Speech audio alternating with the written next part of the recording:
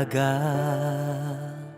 Engkau Tuhan tak pernah lalai.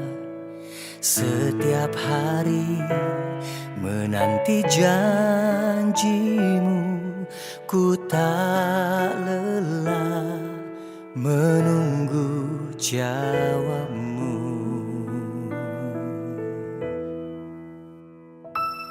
Dalam kasih-Mu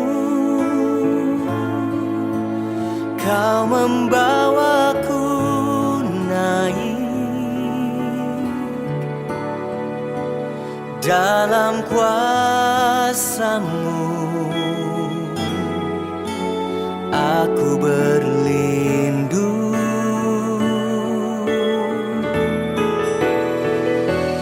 Dalam kekudusan-Mu Kau membawaku berjalan denganmu, ku lewati semua. Oh, Engkau Tuhan tak pernah gagal. Engkau Tuhan tak pernah lalai. Setiap hari menanti janji-Mu, ku tak lelah menunggu jawab-Mu. Dalam kasih-Mu Kau membawaku naik, dalam kuasa-Mu aku berlindung.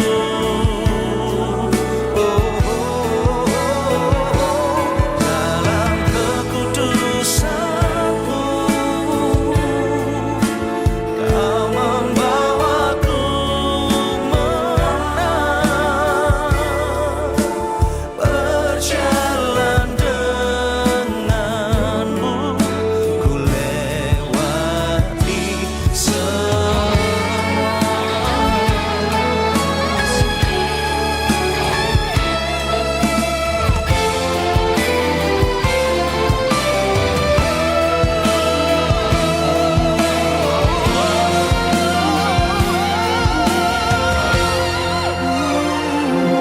Dalam kasih-Mu, dalam kasih-Mu Kau membawaku naik, dalam kuasa-Mu aku berlindung.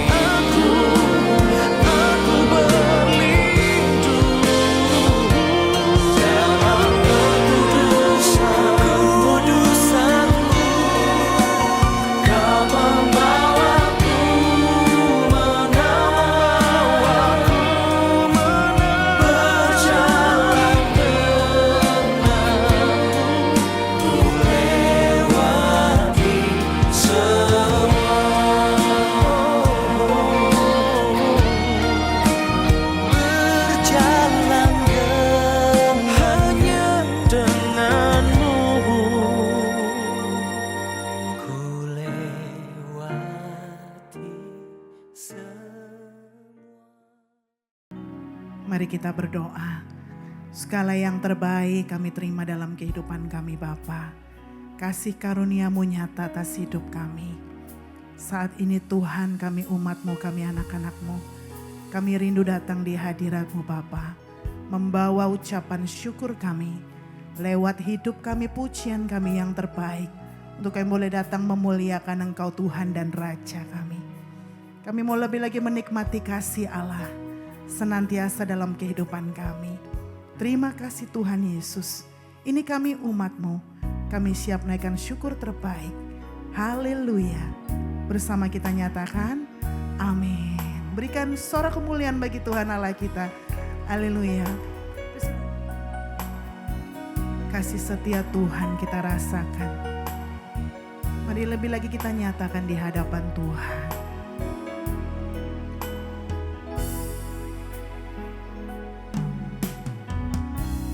Kasih setiamu yang ku rasakan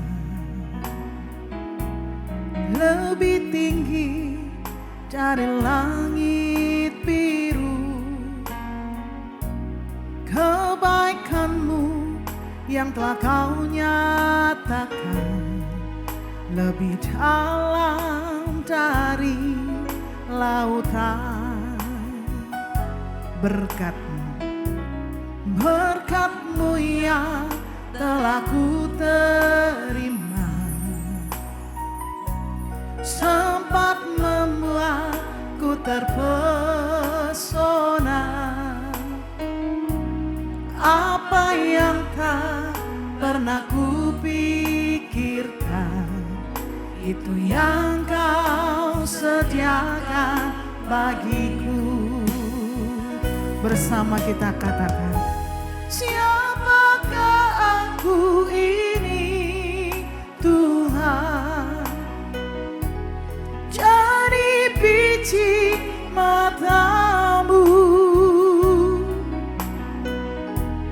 Dengan apakah ku balas Tuhan selain puji dan sembah? Siapaku ini Tuhan? Siapakah aku ini Tuhan? Jadi biji mata-Mu. Dengan apakah ku balas Tuhan selain puji dan sembah? Mari kita nyatakan di hadapan Tuhan kasih setiamu Tuhan. Kasih setiamu yang ku rasakan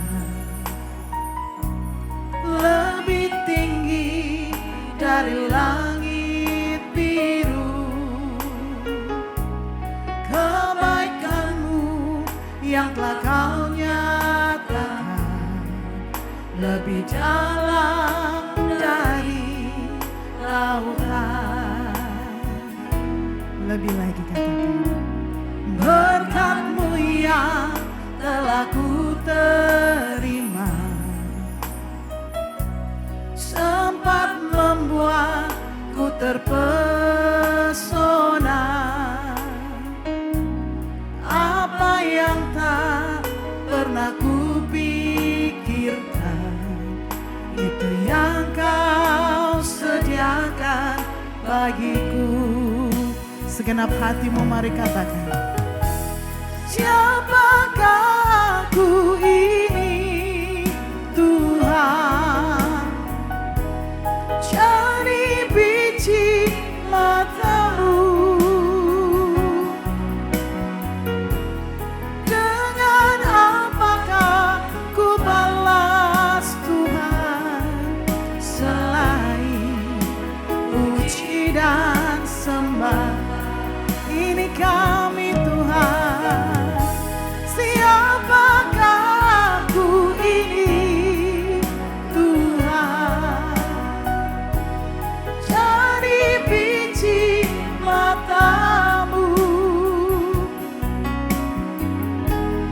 Dengan apakah ku balas Tuhan selain puji dan sembah?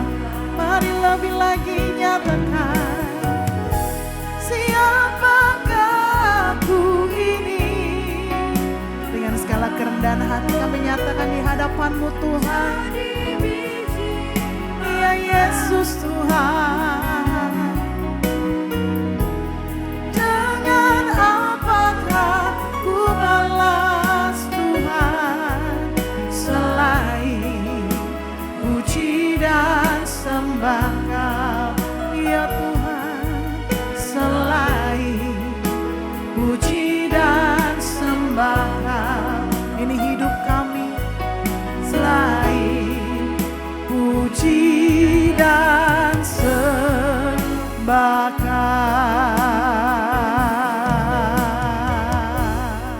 Bapak, kami mengucap syukur untuk setiap kami, Tuhan, yang begitu dikasihi Tuhan. Hari-hari yang luar biasa Tuhan jadikan setiap kami, sekalipun tidak mudah untuk kami tetap melangkah. Namun kami percaya ada kekuatan yang berasal daripada Tuhan yang melimpah-limpah asalnya ada dalam setiap hidup kami. Ada roh-Mu Tuhan yang memenuhi, yang menguasai, yang senantiasa menjadi penghibur bagi setiap kami. Kalau ada di antara kami para ladies yang sedang patah semangat, ada di antara kami yang sedang mengalami letih, lesu, mungkin di antara kami sedang sakit. Kami percaya Tuhan, apapun sakit penyakit kami, keadaan terpuruk kami, seperti apapun juga Tuhan sanggup memulihkan kami, Tuhan sanggup membangkitkan kami, Tuhan sanggup untuk menyelamatkan dan menjadi penghibur bagi setiap kami. Engkau adalah penolong yang setia, kami terus berharap kepadamu dan percaya bahwa firman Tuhan ajaib, berkuasa di dalam nama Tuhan Yesus. Kami siap untuk mendengar firman Tuhan. Haleluya. Amin. Puji Tuhan, Shalom, para ladies yang dikasihi Tuhan. Sebelum kita masuk dalam firman Tuhan, saya mau mengucapkan Happy Mother's Day untuk setiap kita para ladies yang dikasihi Tuhan. Tidak terasa ya, setiap tahun kita memperingati kenapa ada Mother's Day. Ada juga Father's Day, tapi jarang ya. Biasanya yang diberikan gift itu dari anak-anak itu biasanya dirayakan pas Mother's Day gitu. Kenapa Mother's Day begitu spesial? Karena saya percaya para ladies, engkau dan saya adalah wanita-wanita yang spesial. Ya, spesial di hadapan Tuhan, juga spesial bagi keluarga kita, bagi anak-anak kita, bagi suami kita. Saya percaya engkau dan saya spesial karena ada Tuhan yang menguasai kita, ada firman Tuhan ya, yang mempersolek kita, yang mempercantik kita menjadi pribadi-pribadi yang semakin indah di hadapan Tuhan. Dan itulah spesialnya engkau dan saya, karena kita memiliki firman dan kita melakukan firman. Karena kalau kita tidak punya firman Tuhan, kita tidak memperbaiki hidup kita dengan firman Tuhan, kita tidak menjadi pribadi yang indah. Kita tetap menjadi orang yang pemarah, kita tetap menjadi orang yang sensitif, kita tetap menjadi orang yang tersinggung. Tetapi saya percaya firman Tuhan akan belajar supaya kita sama-sama terus diperbaharui menjadi para ladies yang luar biasa. Ya, saya mengambil satu tema pada saat ini akan kita bahas, yaitu respected mother, yaitu adalah seorang ibu, ya, seorang wanita yang dihormati, ya. Bagaimana kita menjadi wanita atau seorang ibu yang dihormati? Kenapa ada seorang ibu yang dihormati, ada yang tidak dihormati? Saya percaya ini adalah ada satu perbedaan, ya, bagaimana seseorang bersikap, bertutur kata. Saya lihat banyak bahkan seorang anak berkata seperti ini. Saya kalau sudah besar, saya tidak mau menjadi seperti ibu saya. Saya kalau sudah besar, nanti saya nggak mau menjadi seperti wanita itu. Apakah para ladies pernah mendengar statement seperti ini? Bahkan seorang anak, kita tahu anak-anak zaman sekarang begitu kritis. Masih SMP, SMA, SD pun bahkan mempertanyakan pertanyaan yang kadang itu kita nggak nyangka dia bisa menanyakannya. Ya, saya punya keponakan masih kecil sekitar 4 tahunan ya, sudah bisa mempertanyakan mengenai akhir zaman, sudah mengerti mengenai akhir zaman, mulai mengerti, mulai bertanya dan bertanya. Nah, inilah yang terjadi. Waktu kita lihat pertumbuhan anak-anak kita begitu pesat, begitu cepat, sejak kecil pun mereka sudah bisa menilai dan membuat perbedaan. Sehingga waktu ada satu statement dikatakan oleh seorang anak, dikatakan tadi bahwa saya kalau sudah besar, saya tidak mau menjadi seperti ibu saya. Apakah para ladies pernah berpikir, maukah kita memiliki anak yang bangga memiliki seorang ibu seperti engkau dan saya? Pasti itu menjadi goal dan menjadi harapan kita. Gak mungkin kan kita membesarkan seorang anak kita dan kemudian anak kita tidak mau kalau tumbuh besar nanti menjadi seperti kita karena kita menjadi misalnya orang yang pemarah misalnya, atau kita orang yang tidak punya integritas, kita orang yang suka mengucapkan janji tapi kita tidak pernah menepati. Banyak anak-anak kepahitan dari kecil karena sering diiming-imingi, ya diberikan janji akan dikasih ini, dikasih itu, nanti kalau kamu ini, nanti misalnya mama kasih ini, kasih itu, dan lain-lain ya. Banyak anak tuh kepahitan, ya, apalagi sehingga kenapa kita membicarakan mengenai respected mother, mengenai seorang ibu yang dihormati, seorang ibu yang terhormat, karena ada ibu yang tidak dihormati. Dan saya percaya ini bukan bicara tentang wibawa, ya. Ini bukan bicara tentang karisma, tapi seorang wanita yang terus memperbaharui karakter di dalam Tuhan, itu pasti anak-anaknya akan melihat ada satu terang, ada satu teladan di sana. Sehingga kita nggak usah sibuk untuk menjadi wanita yang berkarisma, ya para ladies, nggak usah sibuk menjadi wanita yang berwibawa, ya, karena banyak orang tua pun menjaga image-nya, jaim ya, saking jaimnya menjaga wibawa, sehingga anak-anak itu seperti punya tembok, seperti punya blok ya untuk terbuka, untuk menjadi teman dan lain-lain. Sedangkan seorang ibu itu memiliki peran, ya salah satunya menjadi guru, pengajar bagi anak-anak mereka, dan juga menjadi sahabat. Jangan lupa bahwa waktu anak-anak bertumbuh menjadi besar, yang paling sulit itu adalah menjadi sahabat bagi mereka. Karena waktu mereka sudah ada dalam lingkungan sosial, mereka akan menjiplak ya. Biasanya mereka akan duplicate orang-orang, teman-teman di sekitarnya yang seumuran dengan mereka, cara mereka berpakaian, cara mereka berbicara, kesenangan mereka, dan lain-lain. Makanya bagaimana hari ini sebelum saya masuk ke dalam firman Tuhan, saya sedikit sharing, saya berdoa di tahun ini, di awal tahun ini, memasuki awal tahun 2023, Tuhan, apa yang menjadi visi Tuhan dalam hidup saya di tahun ini. Waktu saya berdoa, Tuhan seperti menyampaikan visi saya itu salah satunya membesarkan anak saya. Masih baby, masih 7 bulan sekarang, tetapi Tuhan seperti menanam dan menaruh bahwa ini adalah satu tanggung jawab yang tidak main-main dalam setiap pertumbuhan. Bukan hanya secara motorik, secara fisik, ya, tetapi bagaimana bahkan saya juga harus mengajar dia untuk berdoa. Berdoa masih bayi pun tetap harus diajar berdoa. Mau tidur, mau makan, dibacakan firman Tuhan. Dan ini adalah suatu benih, para ladies. Ini penting sekali. Kita mengambil satu tanggung jawab sebagai para orang tua, sebagai ibu khususnya. Karena kita mau berbicara sebagai wanita, para ibu yang dihormati. Ya, jadi mari kita sama-sama membesarkan anak kita dengan penuh akan Tuhan. Di sini salah satunya yang kita mau baca di dalam firman Tuhan di dalam Amsal 12 ayat yang ke-18. Bicara tentang respected mother, ibu yang dihormati adalah ibu yang dapat menjadi teladan bagi anak-anaknya. Salah satunya adalah dalam perkataan. Ya, para ladies, di sini dikatakan bahwa ada orang yang lancang mulutnya seperti tikaman pedang, tetapi lidah orang bijak mendatangkan kesembuhan. Di sini kita perhatikan bahwa kita tuh sering ya, mungkin secara tidak sengaja, kita tuh bicara ceplas-ceplos gitu. Kita, saya pun juga pribadi belajar sekali ya, seringkali kita tuh nyeplos aja gitu. Dan abis nyeplos, mungkin itu menyakiti orang lain, baru kita berpikir, baru kita mungkin menyesal, baru kita minta maaf. Dan ini yang terjadi, apalagi waktu saya dengar ada satu kesaksian seorang anak, karena dia bertumbuh dalam satu keluarga, kalau dia mempertanyakan sesuatu, kemudian dia dimarahin. Jadi, udah gitu ya, jangan banyak tanya, begitu, pokoknya A, ya A, gitu. Tetapi kita tahu bahwa sekarang anak-anak itu yang tadi sudah bertumbuh kritis gitu ya, bagaimana kita menjadi seorang orang tua harus sabar. Bagaimana kita menjadi seorang ibu yang bijak dalam menjawab. Karena ada banyak pembelajaran yang harus diamalkan, bahkan bukan ditutupi. Ya, contohnya mengenai seksual anak, gitu ya, contohnya mohon maaf, tapi ini adalah penting. Karena terjadi juga waktu seorang orang tua, anaknya bertumbuh, udah mau SMP, kemudian pegang handphone, mulai nonton hal-hal yang pornografi. Kemudian bingung akhirnya, gimana nih, udah terlambat, maksudnya, diam-diam anaknya gitu kan, dan mau dikasih edukasi pun juga sudah agak terlambat. Tetapi sekarang kita bukan bicara hal yang tabu ya, bagaimana kita memiliki kebijaksanaan dari Tuhan untuk mengajar anak kita hal-hal yang mungkin terlihat seperti sensitif, tetapi itu memang harus diajarkan.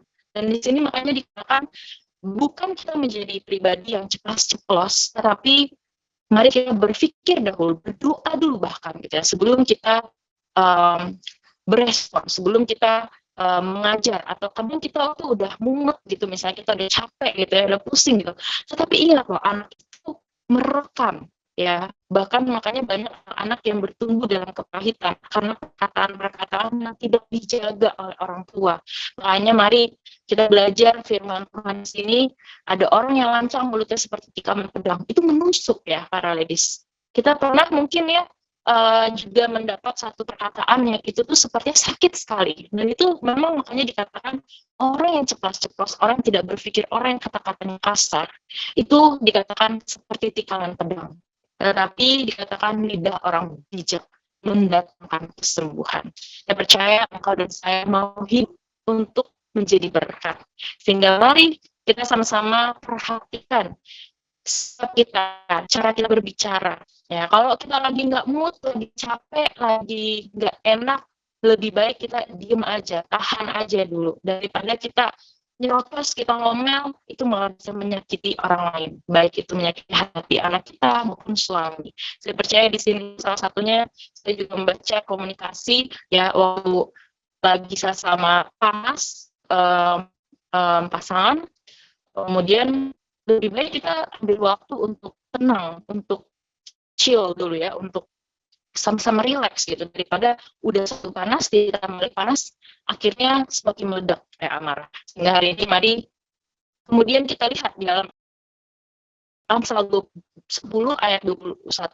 Amsal 10 ayat 21 dikatakan, bibir orang benar mengembalakan banyak orang, tetapi orang bodoh mati karena kurang akal budi. Saya percaya bahwa kita para ladies mau dipakai Tuhan untuk mengembalakan banyak orang. Mungkin kita dalam satu pelayanan kita di cabang masing-masing, kita punya banyak para ladies yang perlu untuk dilayani. Tetapi di sini dikatakan orang bodoh mati karena kurang akal budi. Dan saya tahu, kita percaya bahwa akal budi, bahwa hikmat itu sumbernya dari takut akan Tuhan. Permulaan hikmat itu adalah takut akan Tuhan. Di sini bagaimana kita hidup dalam kebenaran, bahwa dikatakan bibir orang benar mengembalakan banyak orang. Kalau engkau mau untuk menjadi berkat, hidupmu menjadi teladan, membawa orang kepada Yesus, perhatikan bibir kita. Jangan sampai kita ajak orang ke gereja, ajak orang ikut percaya Yesus, tapi perkataan kita tidak pernah perhatikan, kita menyakiti orang lain, kata-kata kita kasar gitu ya, nada bicara kita juga tidak baik gitu ya. Mari kita sama-sama memperbaiki diri kita menjadi ladies yang berkenan di hadapan Tuhan. Kemudian poin yang kedua, salah satunya untuk menjadi wanita yang terhormat, wanita yang dihormati. Ya, kita buka di dalam Lukas 2 ayat 41 sampai 42. Di sini kita belajar untuk mengajarkan dan melakukan kebenaran. Ya. Lukas 2 ayat 41 sampai 42. Tiap-tiap tahun, orang tua Yesus pergi ke Yerusalem pada hari raya Paskah. Ketika Yesus telah berumur 12 tahun, pergilah mereka ke Yerusalem seperti yang lazim pada hari raya itu. Di sini dikatakan bahwa tiap tahun orang tua Yesus, yaitu Yusuf dan Maria, pergi ke Yerusalem pada hari raya Paskah. Di sini kita lihat teladan yang dilakukan oleh orang tua Yesus, ya, oleh Maria, khususnya juga oleh Yusuf, bahwa mereka melakukan kegiatan atau mereka melakukan agama mereka itu beribadah dengan taat, realistis, dilakukan dengan konsisten, dengan komitmen, dan ini akan jadi satu teladan. Para ladies, kalau hari ini kita ke gereja aja males, kita ikut komsel males, ya banyak alasan. Dikatakan salah satu cabang kalau mau komsel dibilang alasannya anak saya sekolah gitu ya, jadi nggak bisa komsel, nggak pernah bisa ikut komsel. Padahal ada masa-masa libur, waktu anak libur misalnya, atau sebenarnya bisa diatur, bisa diusahakan. Saya percaya orang itu kalau punya keinginan pasti ada jalan, tapi kalau udah nggak ada keinginan, males, akan cari-cari alasan. Nah, tetapi di sini kita lihat ini adalah satu keteladanan yang penting para ladies. engkau mau membuat anakmu tumbuh dalam takut cinta akan Tuhan? Sudahkah engkau memberi teladan dalam salah satunya beribadah dan berdoa? Hal yang penting, hal yang sepele ke gereja. Apakah kita melakukannya dengan konsisten, dengan komitmen? Karena banyak orang-orang hari ini males ke gereja, sakit sedikit, alasan kebetulan ya. Hujan misalnya, atau ada ini, ada itu. Tetapi kalau kita melakukan dengan konsisten, dengan komitmen, saya percaya anak-anak kita itu akan melihat semangat, spirit yang kita lakukan dan kerjakan. Gak mungkin kan kita mau punya anak-anak yang hidup dalam kegelapan. Gak mungkin kan kita mau punya anak-anak yang tidak takut akan Tuhan, tidak suka beribadah. Jadi waktu kita pelayanan di Shanghai, itu ada banyak anak-anak yang mumpung gak ada orang tua mereka senang-senang, happy-happy ke club night sampai subuh-subuh, sampai muntah karena mabuk. Kenapa? Mumpung gak ada orang tua mereka. Buru-buru mereka mau ke gereja. Hari Minggu, habis dari club night, habis dari begadang, mereka ya bangun siang. Ke gereja nggak penting.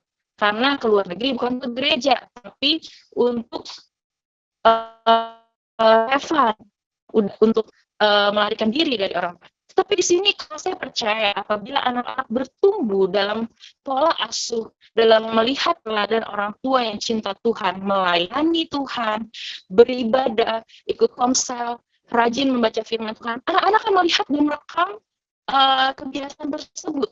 Dan kita nggak usah takut, kita nggak usah ragu, karena mereka akan juga bertumbuh dalam kebiasaan-kebiasaan yang mereka lihat dan mereka lakukan sejak kecil. Maka itu mari kita sama-sama membawa setiap anak-anak kita untuk belajar takut akan Tuhan.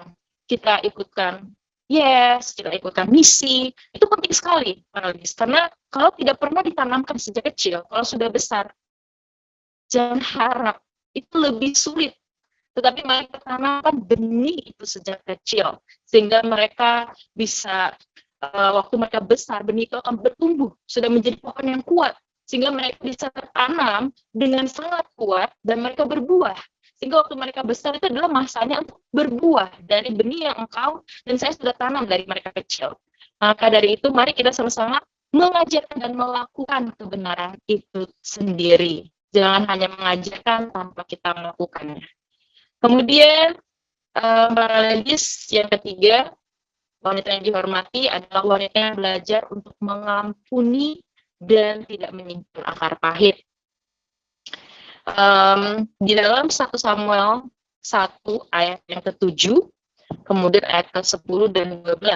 Ya, ini adalah kisah mengenai Hana. Kita tahu para ladies di ayat yang ke-7 dulu, 1 Samuel 1 ayat yang ke-7. Dikatakan demikianlah terjadi dari tahun ke tahun.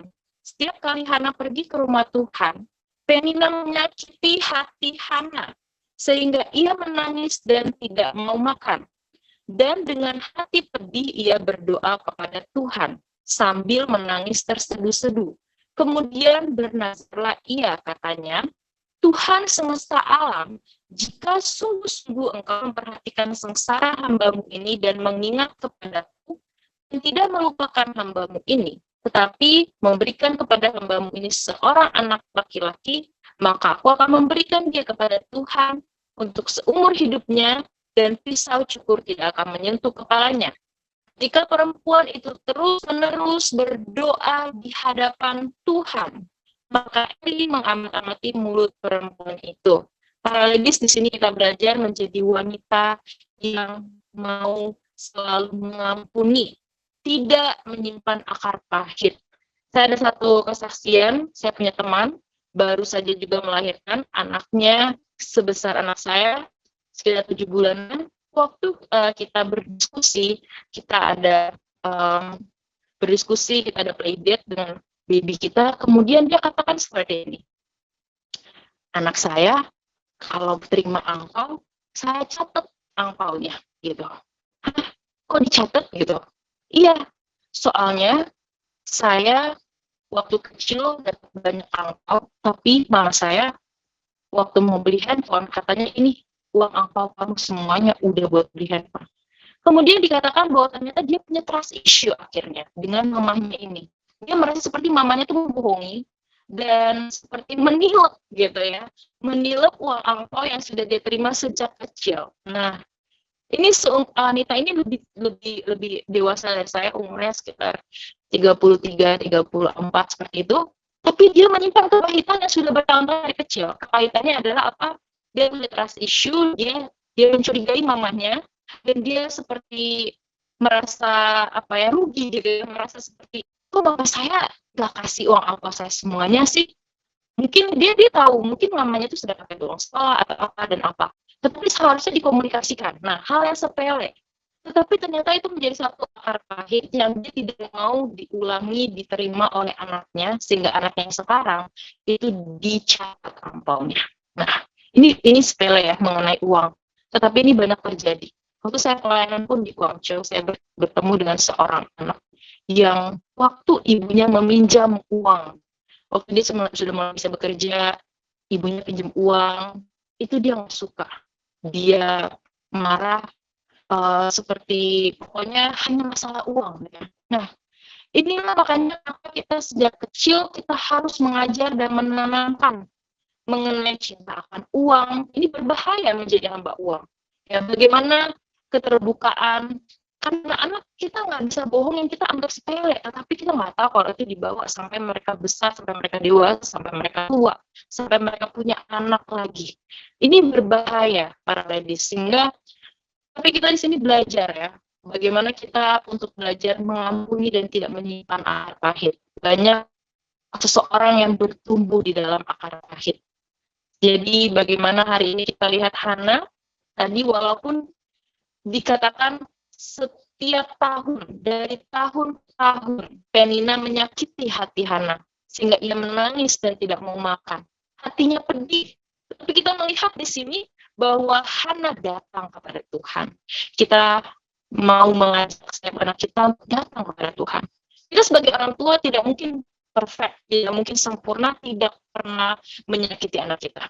Kita tidak mungkin mau tujuannya adalah sengaja menyakiti anak kita. Tapi waktu terjadi dalam pola asuh, dalam keseharian, tanpa sengaja, kita mengajar anak kita juga untuk ada satu keterbukaan, ada komunikasi, belajar untuk mengampuni papa mama dan lain-lain. Rekonsiliasi di dalam keluarga itu penting sekali. Para ladies, hari ini mari kita juga melihat, mungkin itu adalah kita. Kalau kita juga setiap ladies, kita tidak pernah belajar untuk mengampuni, ada satu hal yang kita masih pendam di dalam hati kita. Itu akan tertransfer, terimpartasi spiritnya ke anak kita. Makanya hari ini mari kita juga sebelum mengajarkan anak kita untuk mengampuni, melepaskan pengampunan, untuk tidak menyimpan akar pahit, pastikan engkau dan saya pun juga sudah dipulihkan. Amin. Sehingga hari ini yang kita ajarkan itu sungguh-sungguh adalah yang kita sudah lakukan, yang kita sudah menang. Dan sampai kita pun masih juga terbelit dengan sakit hati, dengan kita ada kepahitan, ada sesuatu yang kita sembunyikan, ada sesuatu yang kita pendam sejak kecil kita dengan orang tua kita yang sebelumnya. Karena itu akan terimpartasi, itu akan tertransfer kepada anak-anak kita. Dan mari kita sama-sama belajar. Kalaupun orang menyakiti kita, percayalah Tuhan yang membela, Tuhan yang akan menolong. Bagian engkau dan saya adalah melepaskan pengampunan, melepaskan berkat untuk setiap mereka yang menyakitimu.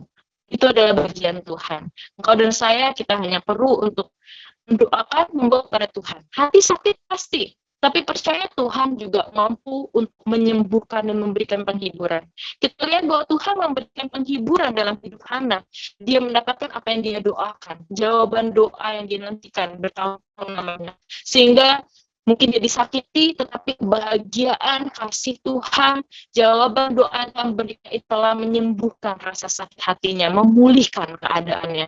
Percaya hari ini apapun yang kau alami, kau bawa itu di hadapan Tuhan, Tuhan sanggup membela, Tuhan sanggup melepaskan kebebasan, Tuhan sanggup untuk memulihkan keadaanmu. Tetapi hari ini jangan engkau pendam sendirian, jangan engkau tidak mau melepaskan pengampunan, jangan engkau keraskan hatimu kalau firman Tuhan datang dalam hidupmu untuk engkau melepaskan pengampunan dan melepaskan berkat.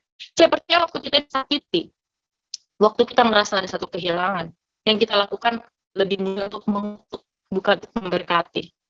Ya, saya sering kali dengar orang yang pahit hatinya, pahit hidupnya, dia katakan, sorry to say, tapi bilangnya seperti ini, saya sumpahin dia nggak akan bahagia misalnya. Apakah dengan sumpahmu itu dan kemudian tidak bahagia, engkau menjadi bahagia atas penderitaan orang tersebut? Itu tidak akan menyelesaikan sakit di dalam hatimu. Tapi waktu engkau justru melepaskan berkat dalam hidup mereka, engkau mendoakan mereka, mungkin kau harus mencucurkan air mata.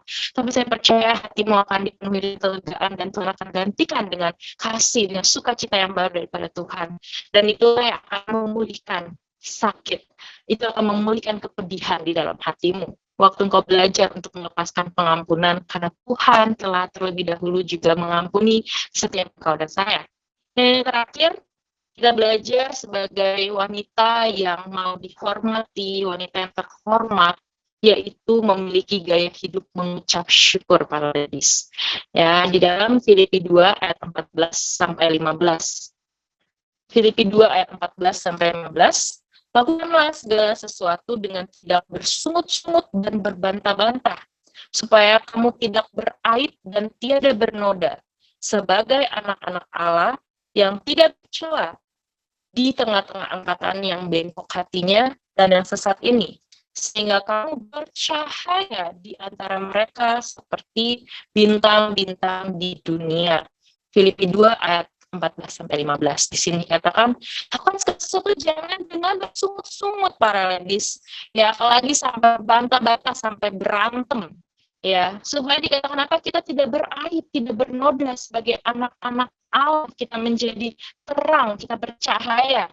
Karena waktu kita bersungut-sungut, biasanya para ibu itu suka ngomel, suka ngoceh ya. Nggak mungkin kita nggak pernah dengar ocehan atau omelan mama kita. Pulang sedikit diomelin misalnya, nilai jelek sedikit diomelin, diocehin. Biasanya kalau ditanya sama anak, paling takut siapa yang ngomel gitu ya, biasanya ibu. Tapi kalau dipukul biasanya sama bapak gitu ya, lebih sakit gitu. Paling males dengerin ocehan siapa? Mama gitu ya, pasti paling males gitu ya kalau anak-anak remaja, anak dealer ditanyain mamanya cerewet nggak? Cerewet. Ya, jawabnya pasti semuanya setuju, mamanya cerewet. Tetapi di sini saya percaya ya, cerewet pun juga tanda sayang. Karena waktu nggak cerewet lagi bahaya, berarti tandanya itu sudah tidak peduli. Tetapi saya percaya ada hikmat Tuhan untuk mengemas ocehan kita, mengemas omelan kita dengan bijak, sehingga anak kita mendengar bukan tutup kuping kanan kirinya atau masuk kuping kanan keluar kuping kiri. Jadi percuma kita udah ngoceh panjang-panjang berbusa, tapi anak kita juga nggak dengar apa-apa, nggak ada sesuatu pun yang diambil sebagai pembelajaran. Ya justru malah waktu dengan diucapkan dengan lemah lembut, di waktu yang tepat, nasihat itu akan dapat diterima, ya masuk dalam hati, kepikiran diolah kemudian masuk dalam hati. Dan jangan sampai anak kita itu udah anti duluan, mau dengar, kenapa sering ada border, sering ada gap antara anak zaman sekarang yang dewasa dengan orang tua mereka, karena waktu ibu-ibu para ladies yang tidak berfungsi sebagai sahabat. Mereka hanya menilai sebagai orang tua yang bawel, yang suka ngomel, yang suka ngoceh doang. Tapi kalau ibu mereka adalah sahabat, saya percaya anak itu akan senang, akan dengan excited mau cerita, mau terbuka. Dan inilah akan sangat happy, ya, seperti cerita sama sahabat, bahkan sahabat sekolah. Seharusnya anak-anak itu harusnya lebih dekat sama orang tua karena sudah dari bayi, dari lahir. Tapi kenapa banyak sekali anak-anak ini yang sama orang tua diem-diem aja, banyak anak-anak dibully, bahkan nggak berani juga cerita sama orang tua, ceritanya paling sama temen, itu kalau berani juga ya, bahkan mereka merasa nggak punya teman dekat. Bahaya, karena seharusnya mereka punya sahabat, mereka merasa mereka mendapatkan sahabat dari engkau dan saya, para ladies. Makanya kalau mungkin kita merasa kita belum bisa menjadi sahabat bagi anak kita berdoa sama Tuhan, bagaimana caranya. Ya, berdoa Tuhan menjaga mereka. Mungkin ada juga kita merasa anak kita sudah terbuka kok semuanya, tapi kenapa masih kayak gini, kayak gitu, dan lain-lain gitu ya. Bahkan nggak semua hal juga bisa diceritakan, tapi saya percaya kita juga harus mengajarkan kita punya sahabat terbaik yaitu Yesus. Apapun masalah mereka punya tekanan, mereka punya masalah, mereka punya problem yang besar sebesar apapun itu tidak akan membuat mereka depresi. Banyak anak-anak sekarang, anak muda, anak masih remaja depresi, paralelis. Karena mereka nggak punya Yesus. Mereka kelihatannya mereka ke gereja, mereka mungkin juga aktif dalam kegiatan pelayanan, tapi mereka tidak punya hubungan dengan Yesus. Maka itu kita penting mengajar mereka untuk punya hubungan dengan Tuhan Yesus sebagai sahabat mereka. Kita pun sebagai orang tua minta kebijaksanaan dari Tuhan, minta hikmat Tuhan supaya kita menjadi sahabat bagi mereka. Bukan orang yang suka mengomel, bukan jadi orang yang suka bersungut-sungut. Makanya tadi dikatakan, lakukan segala sesuatu dengan tidak bersungut-sungut. Lakukan segala sesuatu dalam nama Yesus dikatakan. Dengan ucapan syukur. Saya akan terasa para ladies. Kalau kita adalah para ladies, ibu-ibu yang suka mengeluh dengan ibu-ibu yang bawaannya vibe-nya positif gitu ya, suka tersenyum, suka nyanyi, suka lagu pujian, anak-anak tuh pasti akan demen ya, akan nempel, akan seneng deket-deket sama kita, karena vibe-nya itu sepertinya happy, asik. Nah, tapi kalau bawaannya cemberut gitu ya, bawaannya suka ngomel marah-marah, anak-anak juga males pulang, nggak betah gitu. Jadi mari kita sama-sama belajar hari ini memiliki gaya hidup yang mengucap syukur.